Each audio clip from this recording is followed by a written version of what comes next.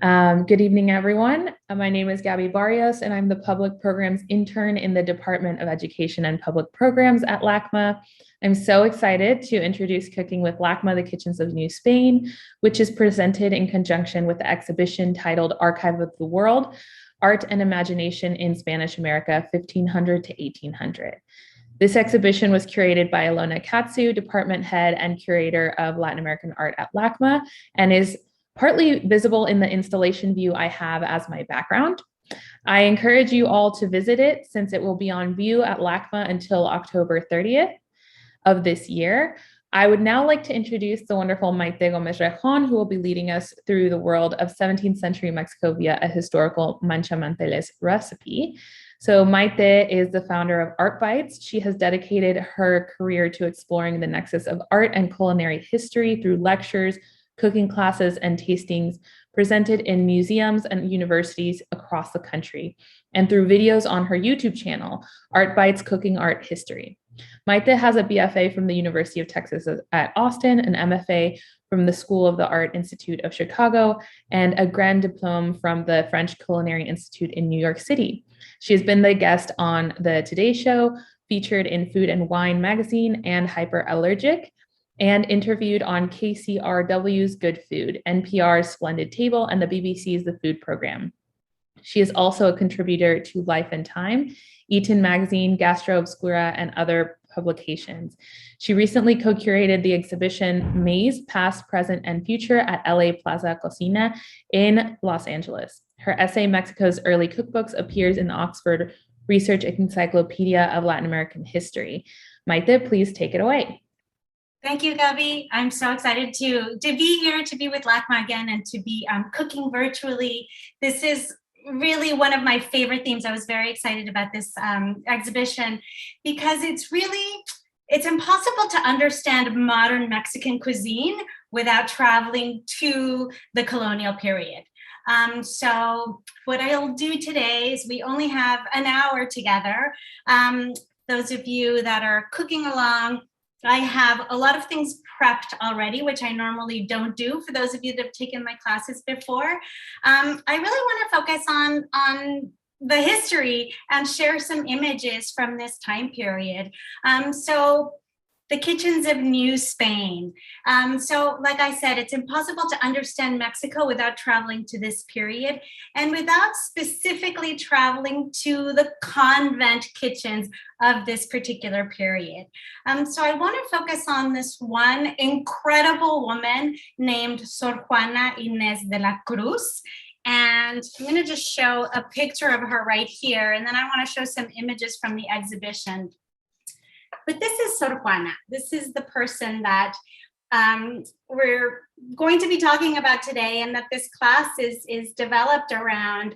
She was a powerhouse. This is actually a painting by an artist named Miguel Cabrera. I'm going to show you one of his paintings from the exhibition in just a minute.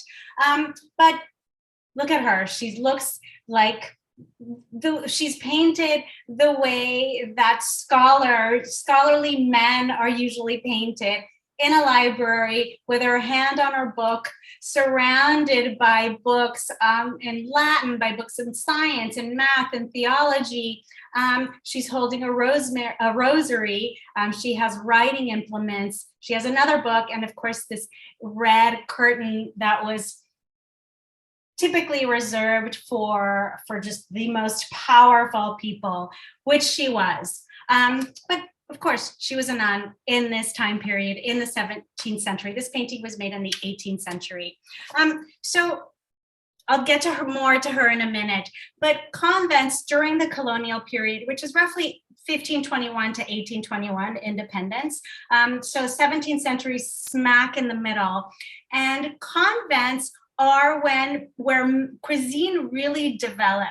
So this is a time period when once or twice a year, Manila galleons, which were these ships that were connecting Manila in the Philippines, which was then a Spanish colony, to Mexico. And everything was going back and forth, from silks and other decorative arts to, of course, foods.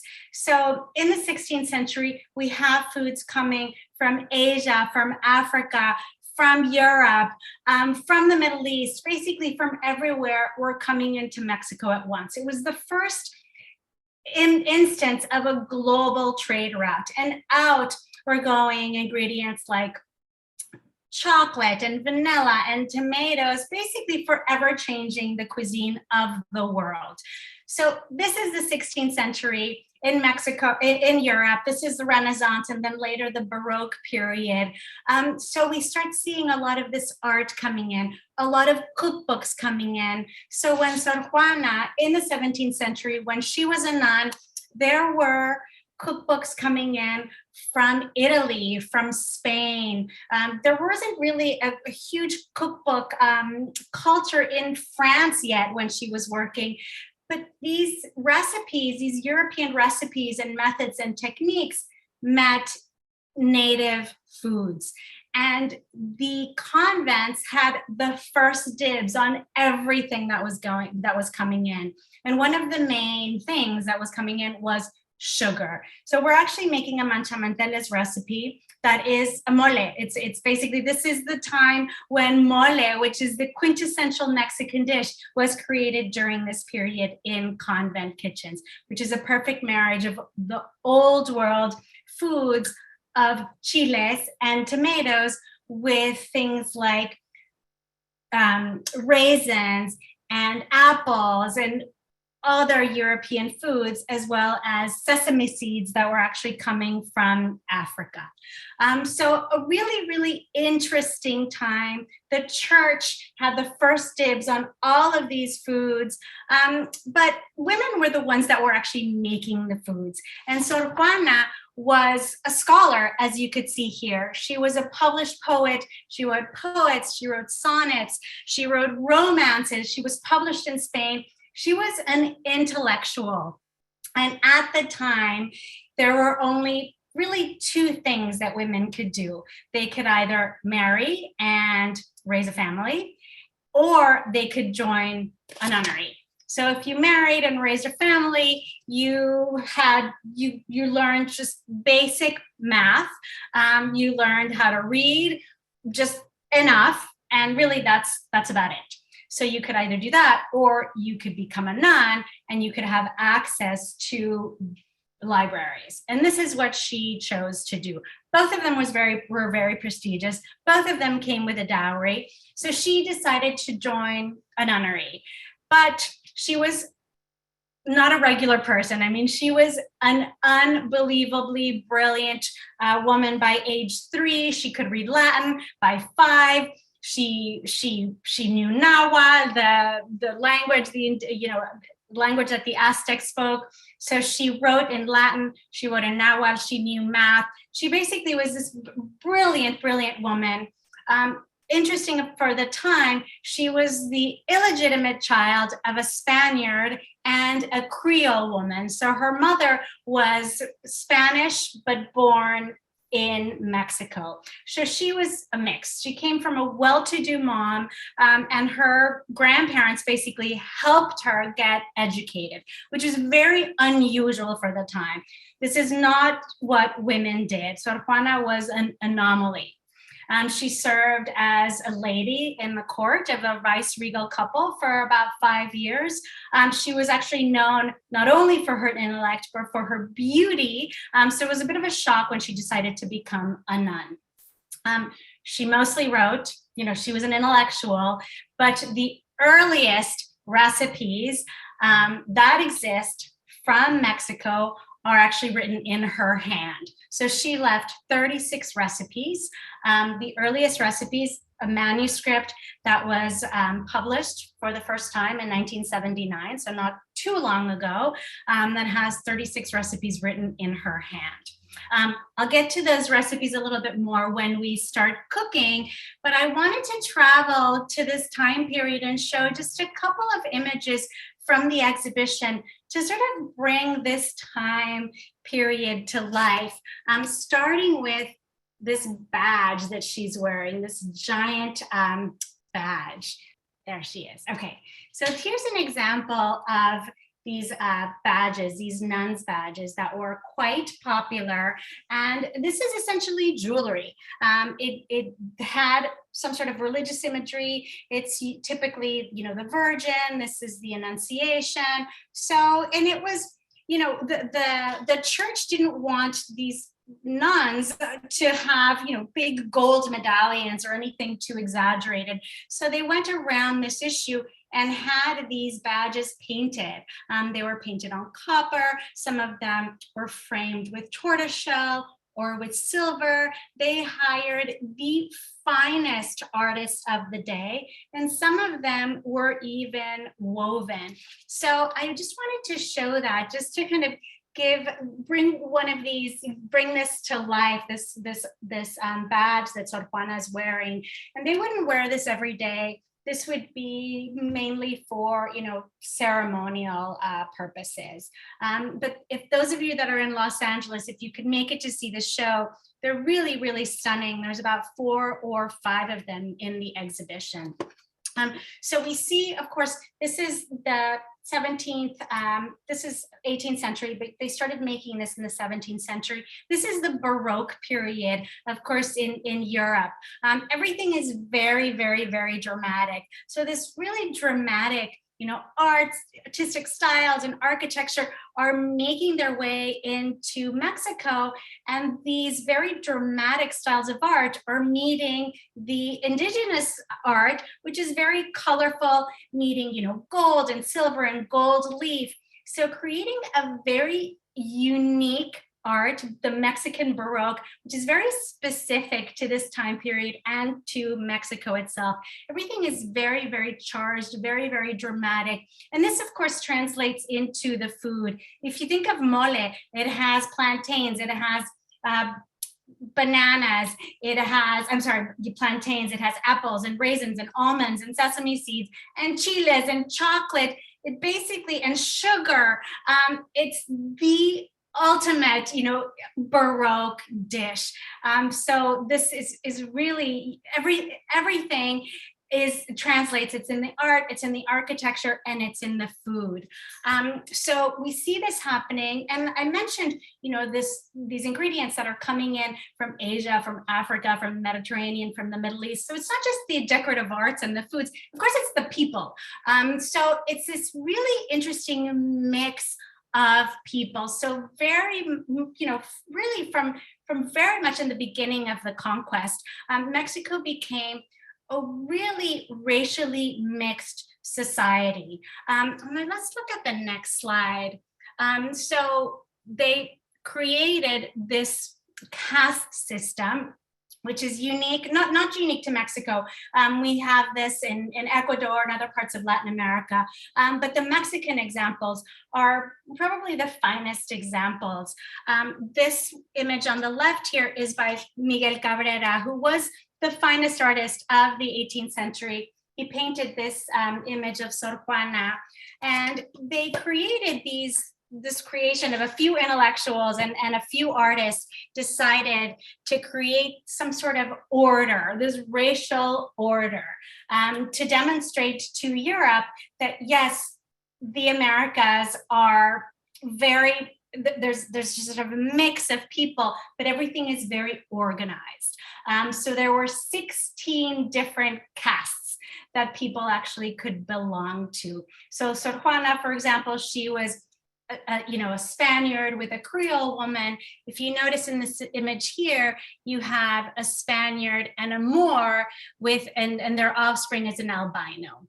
So there were 16 structures that one could belong to, and these paintings were always families to show this sort of familial, love. They're very confusing because they're 100% racist, but they're also very, very beautiful and very, very loving. The imagery is very, very loving. But this is quite interesting, just to kind of show the racial mixing, and also to show the bounty of the land. So this particular image here is you have the Spanish man. We know that he is a soldier because he's wearing a leather vest. He has these red velvet sleeves, but he's wearing a leather vest. There's a pistol on the table next to him. And you can see behind his ear, in his mouth, and right down here at the very bottom are cigarettes. So tobacco native to the Americas, brought immense wealth to the Spanish crown. So here's the Spaniard. His wife is Morisca, so a Moorish woman who, sorry, I have to look. I forget the mixes. They're so confusing. So she's a Spaniard mixed with a mulatto. Mulatto would have been Spaniard with African. So here she is, slightly darker skinned, very beautifully dressed with this beautiful Asian skirt, a Mexican rebozo, and a European lace on her sleeves. So right there is a mix, and their offspring is an albino.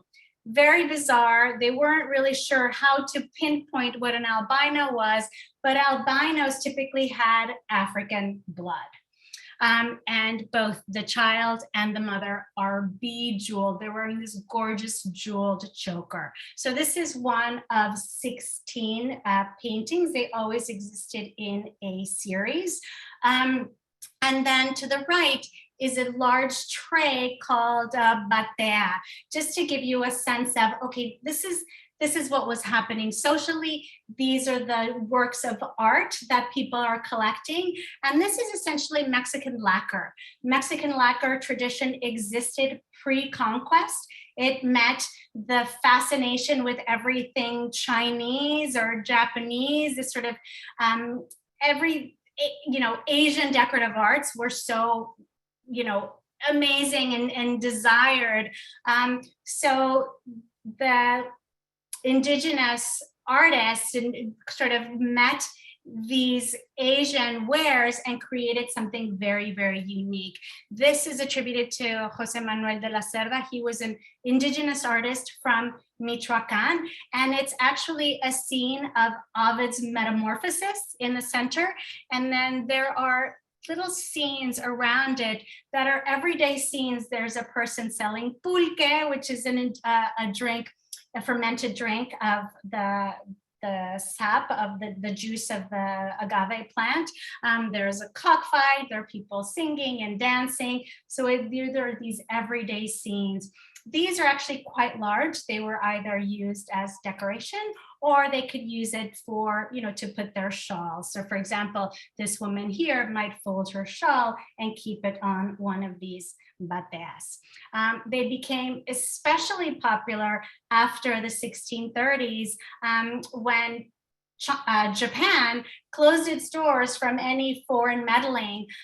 So everybody wanted to copy what the Japanese were doing, creating something completely unique. So we see these influences in the art, and of course we see the influences in the food. So I want to start cooking and talking more about the food and about Sor Juana and her relationships to food and to recipes. Does anybody have any questions before I start jumping into the cooking? Wanted to give a glimpse of some of the works of art that are in the exhibition. We have the ingredients in the chat right now in case you'd like to follow along or for later. And if you do have questions for Maite, please feel free to either put them in the chat or the Q&A. I see one question, actually just a statement. Crystal is excited to cook with you again. Very exciting. And now we have our first question. Did mole originate in Spain or Mexico or Central America? Thank you, Tanya. Thank you, Tanya. Definitely, it's originated in Mexico. So the word mole actually comes from the Nahuatl muli, which literally means sauce. But this the mole that we have, today, the typically mole in Mexico, in Oaxaca has, 7 famous variations of mole, but really the numbers of mole, it's an endless variation of moles. It's essentially a sauce, combining old and new world ingredients, but it's 100% a Mexican creation that originated in convent kitchens. We have another question. Maria asks, were food different in poorer homes from richer ones? That's a really good question. So this is, yes, there was definitely different, and there was definitely a hierarchy in the foods. And even something like mole, there's something that, still today in many parts of Mexico is consumed, during weddings or quinceañeras or on special, occasions. But Sor Juana and a lot of the recipes of the time, she left, this is a really wonderful book, Sor Juana en la cocina, Sor Juana in the kitchen. And the recipe that I'm going to be making today is from this book. Of the 36 recipes, most of them are for sweets. So sugar was coming into the country, and it was something that was completely different than honey. It added a different type of sweetness. It was this is not something that we saw in homes in the everyday. So the more well-to-do people had a lot of sugar, they had a lot of meat.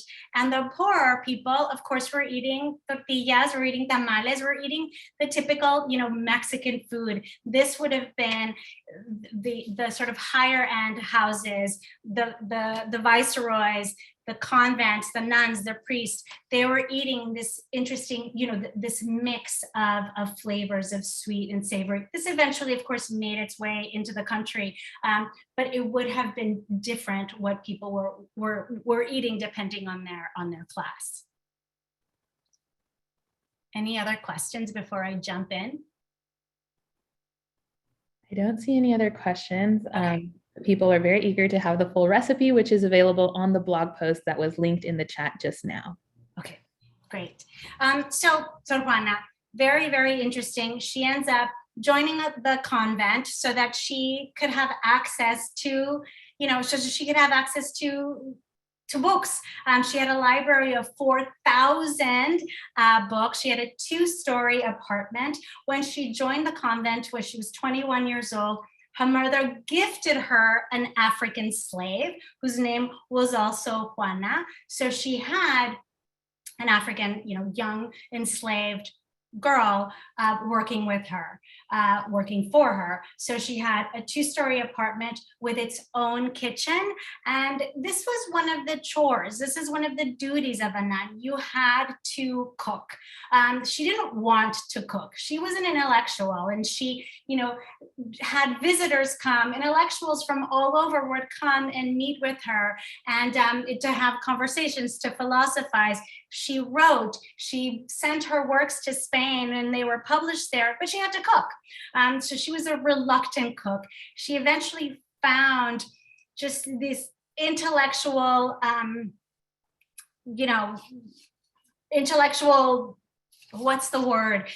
She was fascinated by the transformation of ingredients. So working with sugar, she was fascinated how it could go from, the granules of sugar or the piloncillo, this hard cone, heating that up to form something liquid, and then again to something solid. She was fascinated by that. She was fascinated by how, an egg has, when it's together, it has the yolk and the white, but when they're separated and you whisk the white, it becomes a meringue and it becomes something like a cloud. She was fascinated by this transformation of ingredients, and she felt that she could philosophize while she was cooking. So she eventually found comfort, and she learned just, so much from being in the kitchen.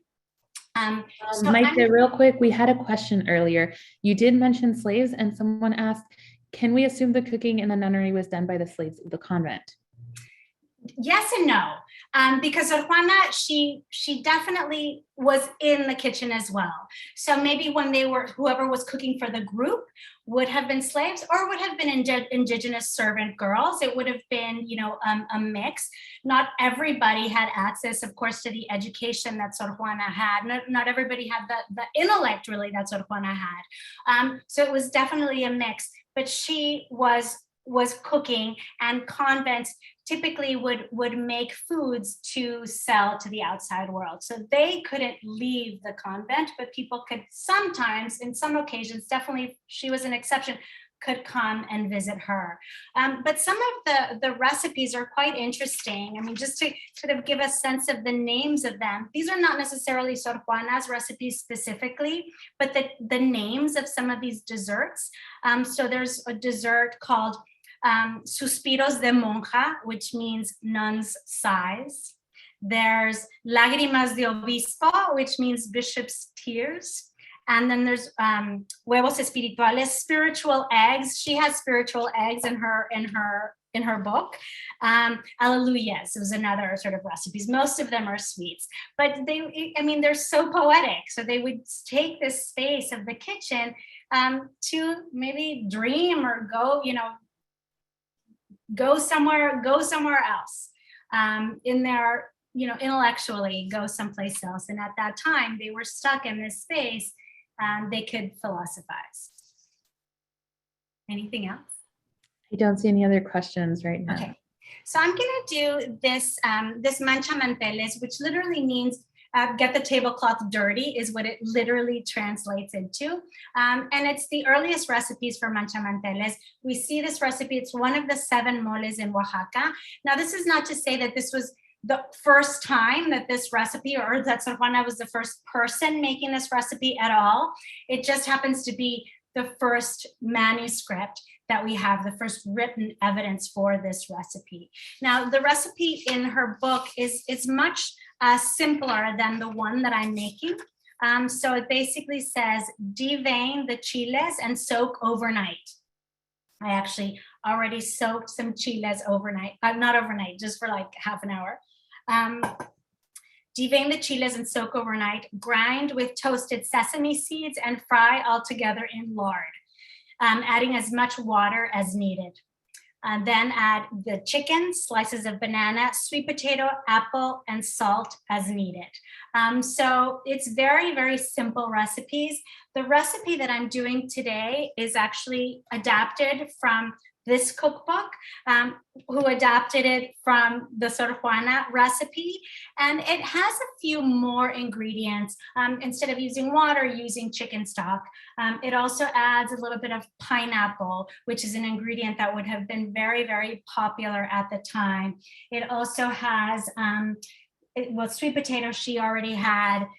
It has sesame seeds, it has garlic, it has tomato. So just adding a few more ingredients just to give a sense of the flavors of the time, and also a lot of spices. And this is something that was very important that was coming into this time period. I mentioned some of the main ingredients that are in mole, but there's also things like cloves and cinnamon, and these spices that were coming in from India that really transformed the cuisine of Mexico, really transformed something like chocolate as well. And this ingredient has that. It has it has cinnamon and it has cloves, just to give a sense of the flavors of this time period. And Michael, we have one question, speaking of ingredients. Did people in Spain really understand the recipes, its ingredients and spices?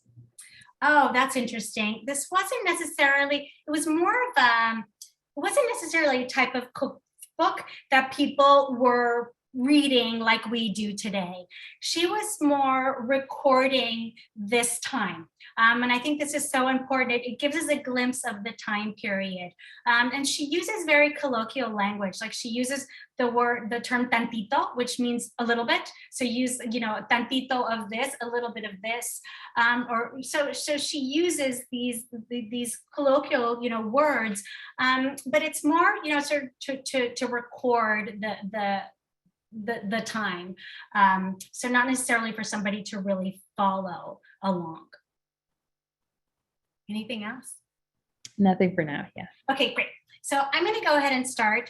So I already poached the chicken. And at this time, the recipes, she has a few savory recipes, and they are either beef, ground beef, or turkey or chicken. So I poached, actually, I did this earlier today. I poached a chicken breast and I thinly sliced it. I'm only setting it, I have it, set aside here. Just poached it with some aromatics and just keep it just very, very simple. So I'll go through the list of recipes. So it has 4 ancho chiles, dried ancho chiles, which is just a dried chile. And what I did was I de-seeded it. I'm actually going to do it. I already did this before, but I'll just take the stem off. If those of you, if you're cooking along at home, just stem it and then take all of the seeds out. And then all I did is I took 4 chiles, put them in a bowl and covered them with boiling water. And that's it.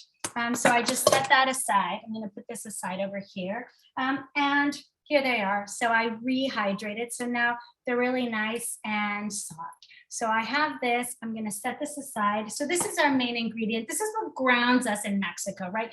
This is not something that somebody, in Spain, if she wrote a letter to somebody in Spain and said, these are the chiles, this is not something that they would have had readily available. Even today, you don't really see, Spanish food doesn't really have these sort of, flavors. Maybe a little bit patatas bravas or something like that, but not really. So those are the ingredients. We have onion. So what I'm going to do is while I go through the ingredients, I'm going to start kind of working with them, doing something with them as we go. So we have, I'm going to use half of an onion. And so onions are actually an old world vegetable. There are some onions that were native to Mexico, but they're the sort of really big, thick scallions that you see, kind of thrown on the grill. Those are native to Mexico, to the Americas, not these. But this is, of course, makes everything taste better. So what I'm going to do is I have a dry skillet here. I'm just going to heat this skillet up. And just dry, I'm going to put half of my onion on there. And where's the... just going to peel it, and I just want to get some nice color on it.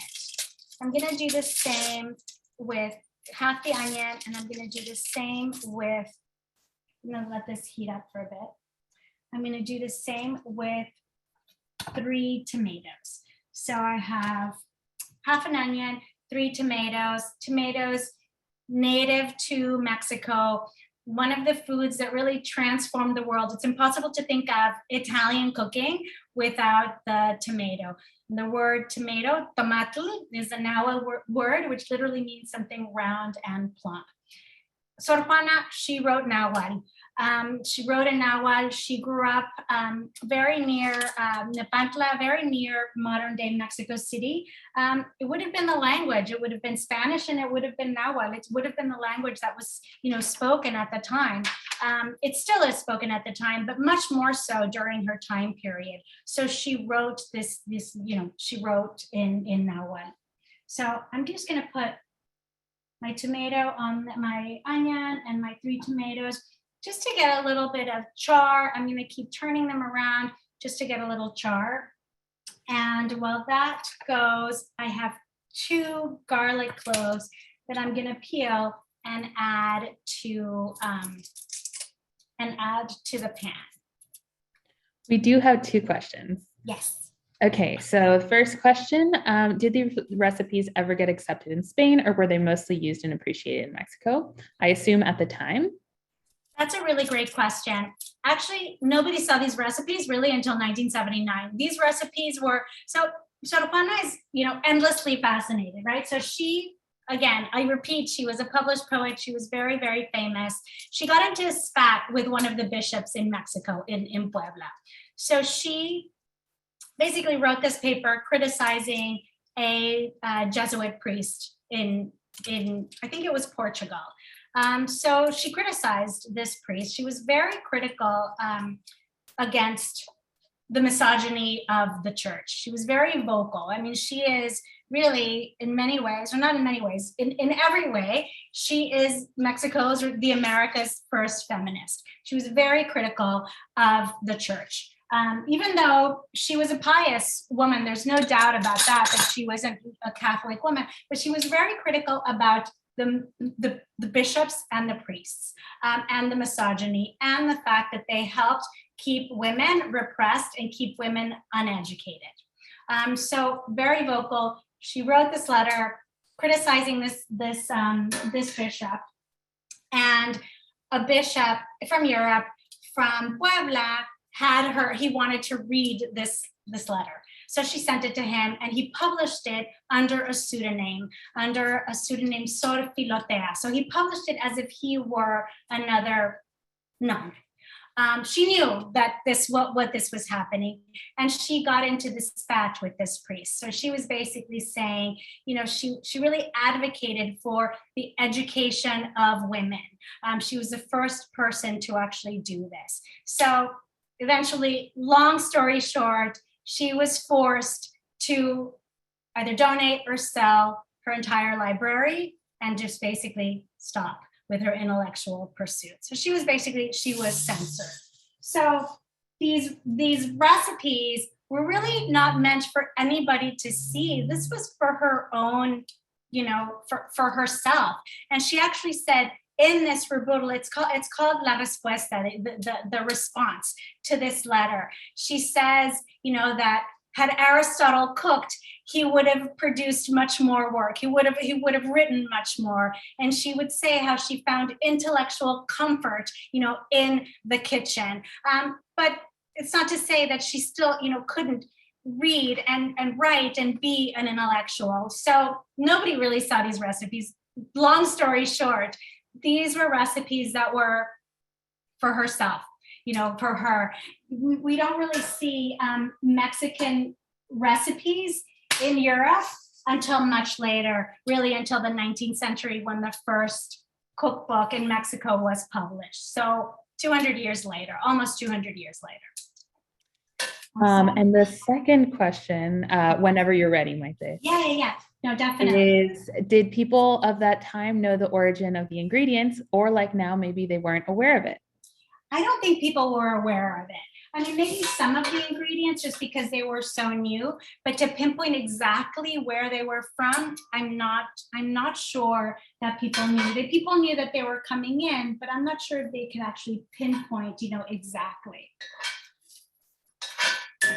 So I'm just going to keep this going. I'm going to turn this vent on. I hope it's not too loud, just for the smoke here to get a little bit of color on there. So I have tomato, onion, garlic going. And what I'm going to do back here is I'm going to add some sweet potato. So I already sliced some sweet potato. Sweet potato is actually native to Peru, but it would have, it's debatable whether it would have already been in Mexico pre-conquest. It likely would have been. We're also going to use pineapple, which is native to Brazil. Pineapple definitely had made its way to Mexico pre-conquest. Probably sweet potato too, but it's debatable. I'm just going to add it to some water, and I'm just going to heat this up and just cook this for about 5 or so minutes. And then switch this around. So as you can see, we're getting a little bit of color on these tomatoes. I just want them nice and soft. So again, this is just a dry pan. I'm heating up these sweet potatoes. And then once the sweet potatoes have been cooking for about 5-7 minutes, I'm gonna add some apple. Apple is also an old world fruit. And I love this recipe. Speaking of Baroque, which is just so ornate, just so much going on. It's going to have the creaminess and the sweetness of the potato with this slight tartness of the apple. And it's just such a beautiful and interesting, dish. So, I'm going to keep this going just a little bit longer. But in the meantime, I'm going to start blending everything. So let me bring my blender over. As we were doing that, Maite, can I give you another question? Yes, please. So we actually have 3. So I'll go in order. During this time, were these ingredients being shipped to Spain? If so, which ones were they? Definitely. There were things coming in and things going out. So yes, so things like, tamarind, right? When we think of Mexican food, tamarindo and Jamaica and all of these ingredients. Tamarind is native to India. Hibiscus, Jamaica, is native to Africa. Lime is native to Asia. Cilantro is from the Eastern Mediterranean. All of these ingredients are going in and out. Chocolate. Europe transformed chocolate. Spain added sugar to chocolate for the first time. France added milk to chocolate for the first time. Vanilla was brought over, and eventually it was grown. They started growing it in the different islands because they couldn't afford it from Mexico, and it took a long time. But yes, tomatoes. Eventually, they were growing it as ornamental. They weren't eating, tomatoes for many, many years because people thought it was poisonous. So things were definitely going back and forth, all the time. Avocados also were making their way. Really, the diet of the world was really, the entire world was transformed post-conquest. Wonderful. Yes. So we have a question from Anthony. Did they cook with more Western cookware? I assume cookware that we're really familiar with now, or more indigenous cookware like clay pots as an example? That's a great question. Both. And in these convents, it was a mixture of both. You had the metate, and you also had the European mortar and pestle, which is also, of course, the molcajete. But you had the volcanic stone, you had copper, you had clay. It was really a mix of both cooking, utensils. And basically, it's a mix of old and new world, not just in the technique, but also in the equipment used. It was 100% both.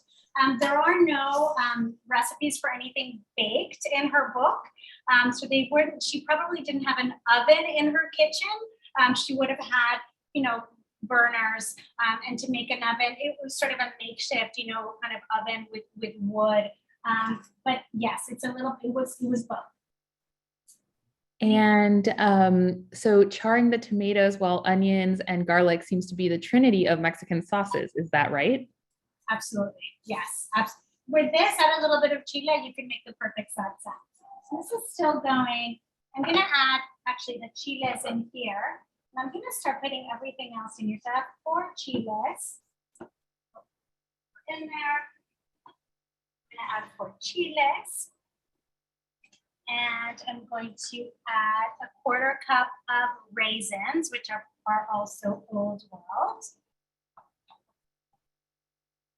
I'm going to start with this, and I'm going to add 1/2 cup of toasted sesame seeds, right? So these are native to Africa. These would have come back from Africa, come to the country from Africa, via Africa.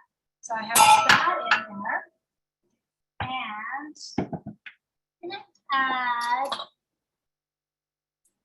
some chicken broth. Just going to add, I have about 2.5 cups in here. Have a little bit less, just in case I need some to thicken it up. I'm just going to keep this going. We also have a question about your process, Maite. Are you cooking the onions and tomatoes in grapeseed oil? Can we substitute olive oil or avocado oil? It's a dry skillet. Yeah, right now it's just a completely dry skillet. So yeah, no oil at all. Just a dry skillet. I'm going to put this in here. I'm going to get a little bit more color on the tomatoes. Okay, so I have a little bit of color.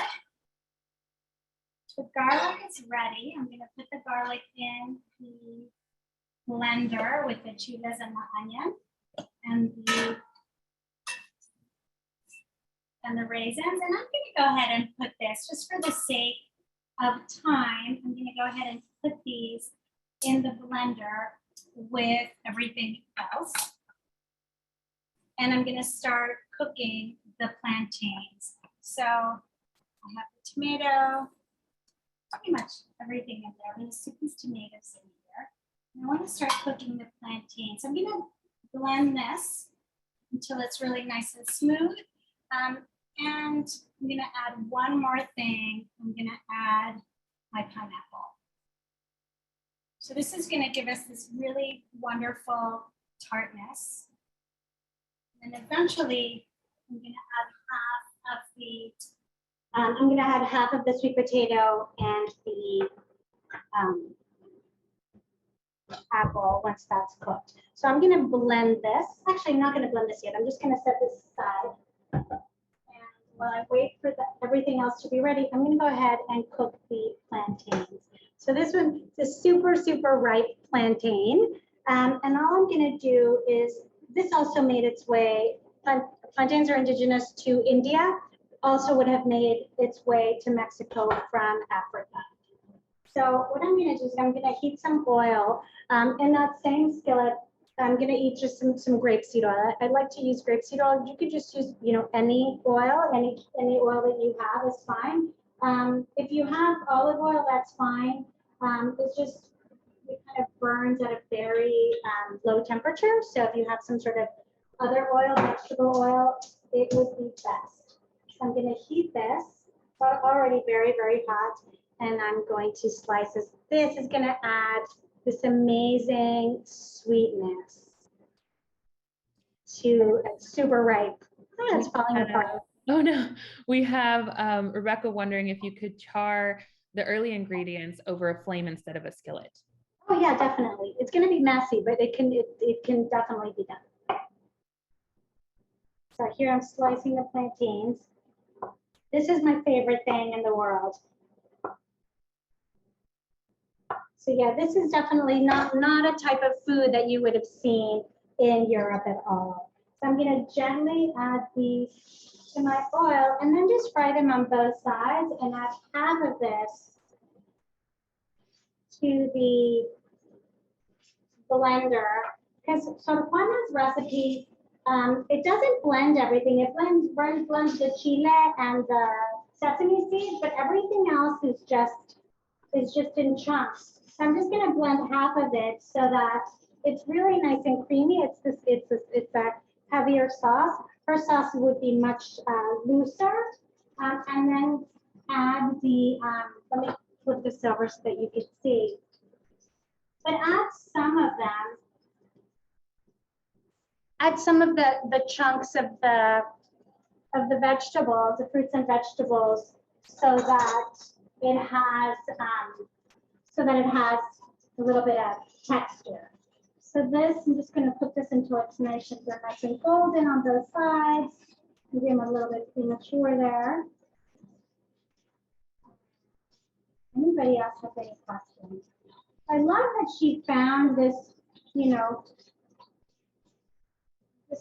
this intellectual fulfillment from being in the kitchen, and how she really fought for women to be educated and really criticized the church. I mean, she was very, very vocal against the church and how they kept women, repressed, and how they were hiding behind the name of God to be able to do these, really atrocities, and to keep women quiet. I love how she was just so vocal. Maite, we have one more question. Yes. That if the ingredients from Africa came with the same kind of trade route as slaves that Spain was bringing in. Yes, actually the ingredients were, well, yes and no. Definitely the ingredients were coming, a lot of the ingredients were just coming, had already made their way, to say the Philippines from other parts. Sugar is native to India, had made its way to Spain with the Moors. And this whole idea of cooking, sweet and savory, the Moors were there for, centuries, then eventually, made its way to Mexico. This is what we see in the morning. This is very much a sort of Middle Eastern, mixing of sweet and savory. So a lot of the ingredients from Africa had already been making their rounds, but there were, Hernan Cortés arrived in Mexico with enslaved Africans that he bought in Cuba. And many of these enslaved Africans, if they worked in the sugar plantations. So this is how we start seeing, you know, sugar. So some of them came with the Africans, some of them came on the Manila galleons, but things like rice, very likely came with Africans, and not sesame seeds, and sugar definitely. And many Africans early on were actually working in the sugar cane plantations. Just like, you know, everywhere, you know, it was a big part of the transcontinental slave trade. And, you know, Mexico, we don't really talk about Mexico, about that part of Mexican history very much. It was definitely a very big part of the culture, and we see it, and of course in these paintings. Nice and golden brown. I'm going to remove them from the heat here and just set them aside. I'm going to put half of them. I'm just letting them soak a little bit. I'm going to put half of them in the blender and save the other half. I'm just going to put half of this in the blender, and as soon as the I'm going to just get this out of the way. As soon as that sweet potato is ready, I'm going to put the apples in there and get that all going. Any questions while I do this? Somebody is asking, Crystal is asking, my plantain was green. Is that okay? If it's green, it's not gonna be very sweet. Plantain has to be nice and, you know, black. Or this is okay. If it's green, I might skip it. I might skip the plantain. Yeah, if it's too green, because you're not going to really get the flavor, the true flavor of the plantain. I'm going to stick these in here. I'm just going to put half of them in here because I want to keep the rest of them in the sauce. They're falling apart. They're so sweet. So I'm going to set these aside. I'm going to add these apples to the sweet potato. Let me just check them.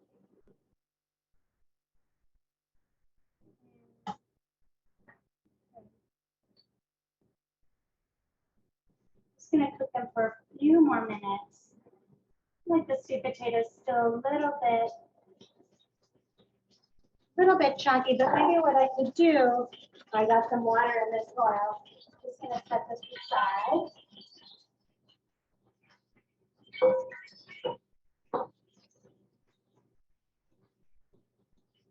Just for the sake of time, I'm going to blend this and heat this up, and then just add the sweet potato, you know, at the end. So I'm just going to blend this, and I'll be right back. So let's see. Just blend this.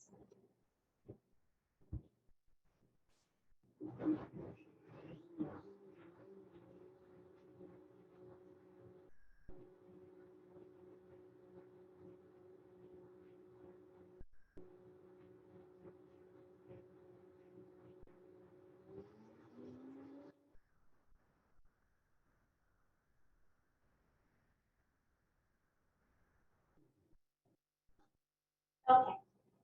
So I'm going to add the apple and the sweet potato at the end, just like Sor Juana did. So what I'm going to do now is I'm going to heat this Dutch oven here. And then just cook this for a few minutes. You know, typically you would want to cook this for about 10 minutes or so.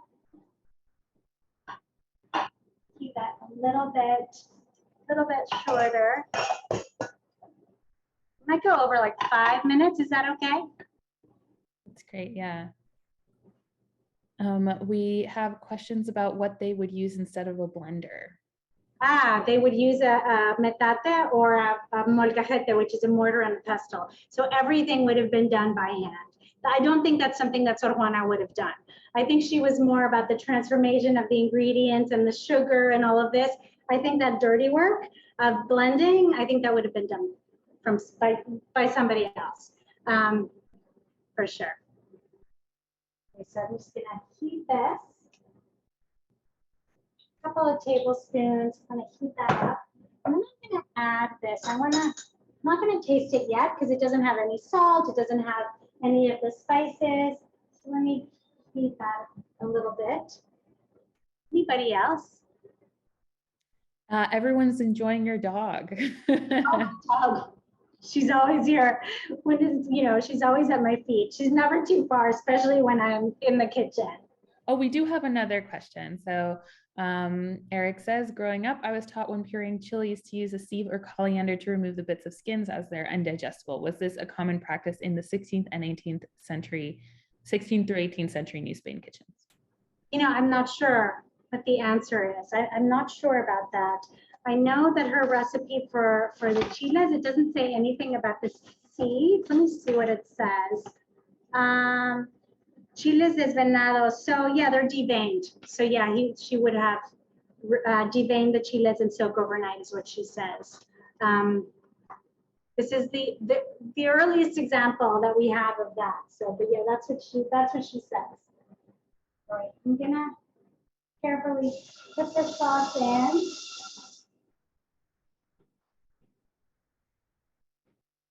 I'm gonna add the spices. So it's actually quite a bit. It's half a teaspoon each of cinnamon and cloves, 2 tablespoons of sugar, 1.5 teaspoons of black pepper, and I'm just gonna add a generous amount of salt. So I'm gonna say about a teaspoon of salt for now, and then just cook this. It looks beautiful. I mean, it's basically the mole. And then I might blend. Ooh, it smells really amazing. Is anybody making this at home? So we have a question about whether that's granulated sugar or from piloncillo. I just use regular granulated sugar. Yeah, piloncillo is the cone sugar that's really dark, unrefined sugar, which is great. And it's what Sor Juana would have used or what would have been used. I'm just using regular granulated sugar. And then is the water you cook the sweet potato and apples left in that pot? The sweet potato and apples are still in the back burner, but I'm not using the water. Yeah, I'm gonna blend a little bit. I'm sort of stirring this a little bit, but I do wanna add, I wanna taste it and I wanna add a little bit of that because I think it's gonna need a little bit of that sweetness. But I wanna bring this to a simmer first. And actually, I'm sure they're already cooked. I'm gonna add half of them just to finish it up. They should be cooked by now. I just want to make sure they are. I'm going to add just like half of this. Add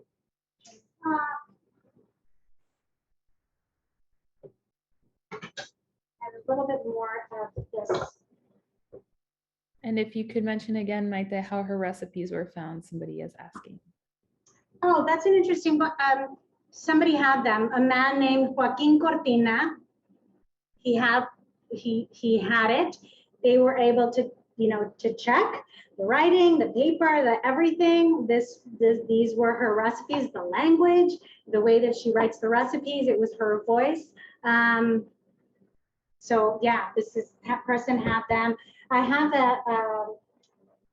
a bunch of relatives whose last name are Cortina, and I remember when I read this, I was like, yeah, is this your relative? She's like, I have no idea who it is. There are so many of us. Maybe, I have no idea. I'm gonna blend this real quick and then add it, and I'll be right back. Let me find the lid.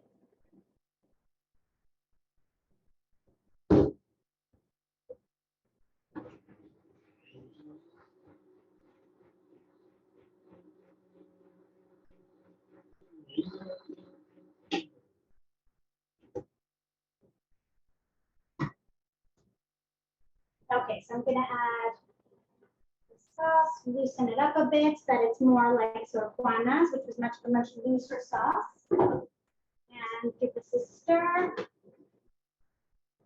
And I want to cook this really for about 10, 15 minutes to really concentrate the flavors. But let me just show you what it looks like. And then we can plate it. So I want to cook it, but it's basically, it's a mole, it's a sauce. This is the manchamanteles, literally get the tablecloth dirty. So I'm going to taste it.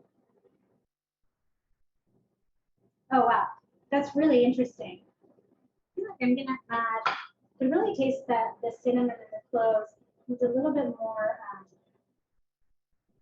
salt and maybe a little bit more sugar. I feel like I could taste the tartness of the pineapple. My pineapple is a little bit tart, but I could really taste the sweetness of all of the ingredients. Really, it's really interesting. The tartness of the pineapple, the sweetness of the plantain, and the creaminess of the superhero. We have a question about whether it's necessary to strain the blender mix. Oh, I never do. Yeah, no, I wouldn't. I like it kind of chunky, rustic. So I wouldn't blend it. I'm gonna slice these. What did I do with mine? I lost my plantains. Oh, they're right in front of me. I'm just gonna thinly slice these just to put as a garnish around on my dish.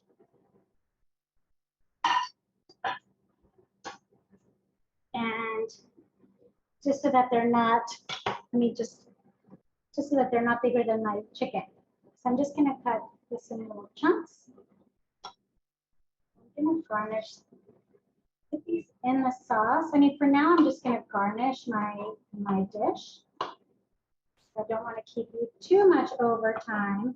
And then I think it'll look really pretty, just so that you could still see the different textures to give us just a taste of the thyme puree. So some of that mixed together. I'm going to put some carrots and some sweet potato and some apple here as well. These are actually a good size. Maybe just cut these slightly smaller. Look at that. Looks so pretty. And I'm going to start, plating this. Grab a plate. Move this aside.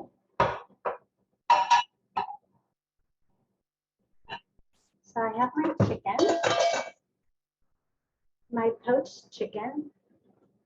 And does anybody have any questions while I plate? We do have a few questions, actually. So legend says that chiles en nogada was prepared by nuns on the occasion of Mexico's independence. Would that recipe have origin 300 years earlier during Sor Juana's time? Actually, yes. That recipe is actually so interesting. It's one of my favorite dishes, and I was considering making it today, but it's not in Sor Juana's book. But yes, that recipe, I mentioned that there were a lot of European recipes in Sor Juana's collection. The very first Western cookbook is attributed to the Romans. It's attributed to a man named Apicius. It's a 4th century Roman cookbook. She had access to this. She talks about this. She talks about Renaissance cookbooks. So chiles en nogada is very similar to a Italian Renaissance cookbook, or Italian Renaissance recipe, but that rather than stuffed chile poblano, which is the chiles en nogada, it's wrapped cabbage that's stuffed with meat that has a walnut sauce. So chiles en nogada, and it's an example of how recipes were adapted and were constantly, changed into something else. So something similar to chiles en nogada would have definitely been around during Sor Juana's time. Maybe not exactly, but definitely something similar. So here's the meat. And let me just open this and just ladle some of this sauce. Let me just flip this over so that you can see it. And it's really, really delicious. Really interesting. It doesn't taste like a 17th century recipe. It tastes like something that you could eat at a restaurant today, which just blows my mind. Which on that theme, somebody is asking, is there any restaurant in LA that you would recommend to eat something like this? Well, this is a manchamanteles. This is probably something that you could find in a Oaxacan restaurant. You know, it's mole. There's a restaurant that I love that has, I'm just gonna put some of this, you can still see a little bit of the chunks of the sesame seeds in there. There's a Oaxacan restaurant. I mean, she was not Oaxacan, you know, she lived in Mexico City. She was a Geronimite nun. And actually, I think I forgot to mention that the cloister that she's in, and these cloisters were enormous. They occupied the whole city blocks. I mean, their kitchens were like laboratories. But the cloister where she lived is now a university. And so again, she was not from Oaxaca, but this recipe, you can easily taste this in a Oaxacan restaurant. So Montalban is my favorite restaurant in Los Angeles for mole. So here it is. Look how pretty that is. This Baroque dish of the manchamanteles. I'll have to taste this. So I wanted to say one thing. You know, after she wrote this response criticizing, you know, the misogyny of men in the church, and she was forced to do away with her books, retreated from this life as an intellectual. Just the following year, there was a plague in Mexico City, and she contracted the plague by nursing her fellow nuns, and she died. So it's quite depressing end to the story. But the name is called, the restaurant is called Monte Alban, and there's also a really wonderful restaurant for mole called Madres, and the chef is really great as well. Ivan Vasquez is his name. I would say those are my favorites, Monte Alban, and for this, if you want to taste a mole like this is where I would go in Los Angeles. Any other questions? I want to taste this real quick. So Monte Alban is in West LA. Madre, there's a few of them. There's one on Fairfax near the Grove. Those of you that are in Los Angeles. So here's a, so good. It's basically a mole. Manchamanteles from Sor Juana, transported to the 17th century and tastes like it was, and it tastes just so modern. I love it. I can taste that, let me turn this off.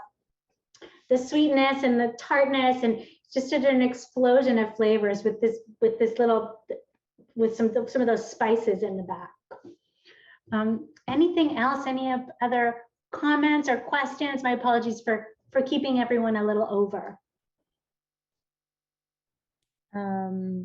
It was wonderful. I think the only question we had pending was, did any of her recipes use tortillas as thickener?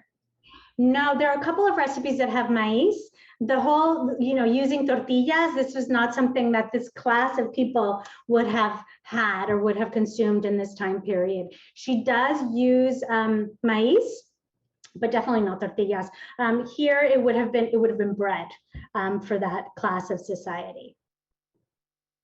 Great, thank you so much, Maite. Everyone is expressing their gratitude, saying what an awesome presentation and program this was. Thank you so much. Thank you so much, everybody. Thanks for coming. Thanks for joining. Have a good evening, everyone. If you are in dinner time zones, please have a good dinner. If not, then hopefully you can make this on your own later. Yes.